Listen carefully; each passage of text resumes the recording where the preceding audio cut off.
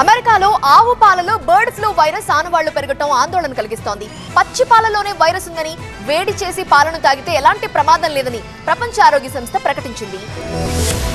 అమెరికాలో bird flu మళ్లీ దడపుట్టిస్తోంది. అయితే విచిత్రంగా ఆవు పాలలో H5N1 బర్డ్ ఫ్లూ వైరస్ ఆనవాళ్లు కనిపించడం ఆందోళన కలిగిస్తోంది. Texas, Kansas, Michigan, New Mexico, Ohio, North Carolina రాష్ట్రాల్లోని 13 పశువుల మందల్లో బర్డ్ ఫ్లూ ప్రవహించినట్టు గుర్తించారు. దీనిపై ప్రపంచ ఆరోగ్య సంస్థ కూడా స్పందించింది. అమెరికాలోని ఆవు పాలలో H5N1 వైరస్ తీవ్రత అధికం కావడం పట్ల ఆందోళన వ్యక్తం చేసింది. పచ్చి పాలలోనే ఈ వైరస్ ఉన్నట్టుగా గుర్తించగా పాలను వేడి చేసినప్పుడు ఈ వైరస్ నిర్మూలనకు గురవుతుందని నిపుణులు అంటున్నారు. అయినప్పటికీ అప్రమత్తంగా ఉండాలని WHO హెచ్చరించింది. ప్రపంచవ్యాప్తంగా 2020 నుంచి బర్డ్ ఫ్లూ తీవ్రత అధికమైంది. లక్షలాది మంది పక్షులు, కోళ్లు మృత్యువాత పడ్డాయి. అయితే మనుషులు, పిల్లలు, ఎలుగుబంట్లు, నక్కలు, పెంగ్విన్స్ వంటి జీవుల్లోనూ వైరస్ ఇన్ఫెక్షన్లు కలవరపరుస్తోంది.